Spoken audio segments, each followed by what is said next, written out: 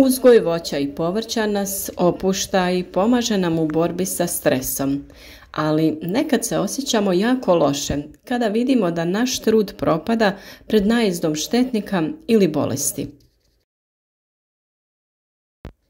Jedna trenutno aktuelna tema je propadanje paradajza, na kojem su veliki ili napola zreli, a negdje i potpuno zreli plodovi. Danas pričamo o razlozima zašto propadaju nasadi paradajza u našim vrtovima. Svi koji nas redovno pratite duži period mogli ste vidjeti naš način uzgoja paradajza i drugih biljaka. Pričali smo o uzgoju od sjemena pa sve do berbe i o svim izazovima koji se susreću u tom periodu na koje je potrebno obratiti pažnju. Nažalost, na ove prizore svi bi trebali biti spremni, jer kod uzgoja paradajza treba znati šta je najveći problem i najveća opasnost za biljke.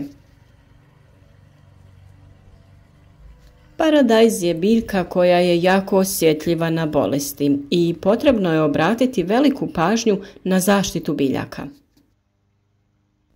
O tome smo dosta pričali u našim videima. Nažalost, ova godina nije povoljna za uzgoj paradajza, jer je dosta vlage u zraku, a temperature su idealne za razvoj bolesti. Naravno, u profesionalnom uzgoju proizvođači povrća sebi ne mogu dozvoliti da im propadne posao i da izgube uloženi novac.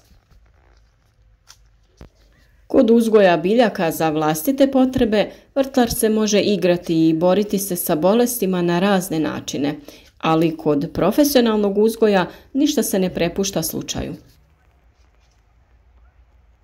Zaštita biljaka od bolesti se treba vršiti pravovremeno, odnosno na vrijeme. Najčešće bolesti na paradajzu uzrokovane su pojavom gljivica, a gljivice najčešće zahvataju listove, stabljiku, ali pri jačim infekcijama strada i plod paradajza. Nažalost, kada bolest zahvati cijelu biljku, najčešće se ona ne oporavi, a plodovi budu uništeni. Veća je vjerovatnost da se to dogodi na biljkama koje se uzgajaju na otvorenom, ali ni one u plastenicima i staklenicima nisu potpuno zaštićene od ovog problema. Uslovi koji su pogodni za razvoj plamenjače na biljkama jesu povišena vlažnost zraka i umjerena temperatura. Pri vlažnosti zraka od 90% ili pri dugotrajnim kišama javljaju se gljivice koje uništavaju naše biljke. Nažalost, dovoljna je samo i rosa koja je u drugoj polovini ljeta česta. Dnevne temperature su ispod 30 stepeni Celzijusa, a idealne su one od 20 do 25 stepeni koje pospješuju djelovanje bolesti i često se dogodi da u roku od samo nekoliko sati bolest zahvati sve biljke. Ono što je kod ove bolesti karakteristično jeste to da se ne prenosi sa biljke na biljku, već se javlja istovremeno na tom prostoru pri navedenim uslovima. Kada se biljke uzgajaju u zaštićenom prostoru, na njima se također javlja rosa ili kondenzacija koja se zadržava neko vrijeme na listovima. Mi naš plastenik zatvaramo preko noći i ne dopuštamo vlažnom i hladnom noćnom zraku da ulazi unutra.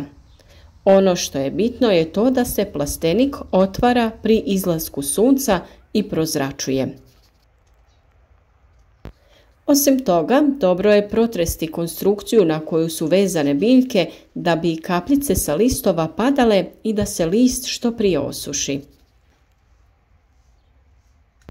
No nisu svake godine isti vremenski uslovi, pa i oboljenja se nekad pojave, a nekada ih nema.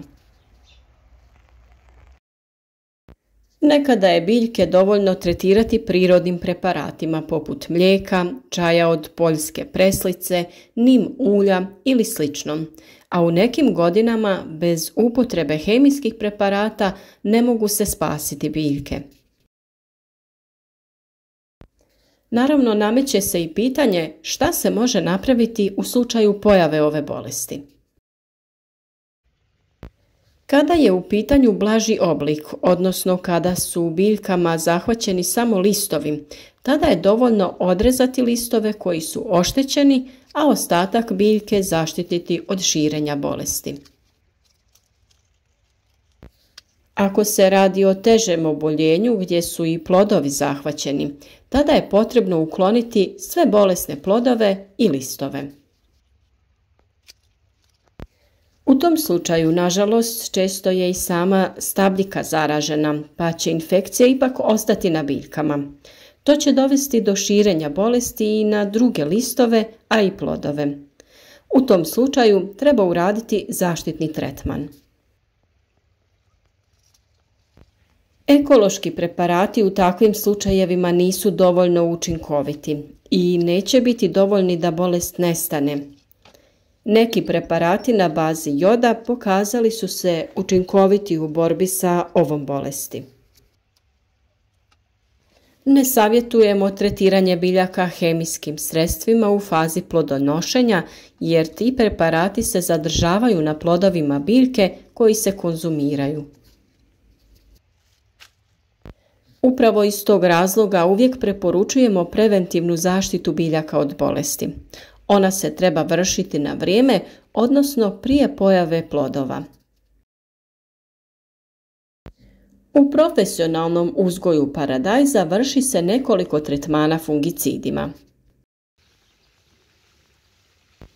Velik broj uzgajivača radi grešku što ne štiti biljku od početka uzgoja, pa tek kada se pojavi bolest, traži način kako se sa njom boriti. Nažalost, to nije pravi način da se rješava ovaj problem. Preparati za borbu protiv ovih bolesti imaju često dugu karencu. To je naime vrijeme koje treba proći da bi biljka mogla da se koristi za ishranu. Neki preparati imaju karencu 10 ili 15 dana, a neki čak i mjesec dana.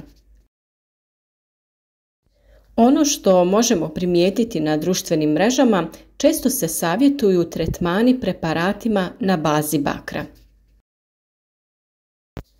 To je jako opasan tretman i potrebno mu je pristupiti sa oprezom.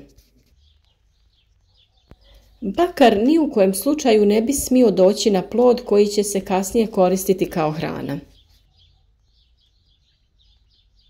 Postoje blaži preparati, ali oni su namijenjeni za zaštitu biljke dok je u fazi razvoja zelene mase. Nažalost, često se događa nagla transformacija proizvođača koji naglo prelazi iz oblika ekološkog proizvođača u oblik proizvođača koji koristi hemiju za uzgoj biljaka. Ova transformacija je kritična i opasna za krajnjeg korisnika plodova biljaka.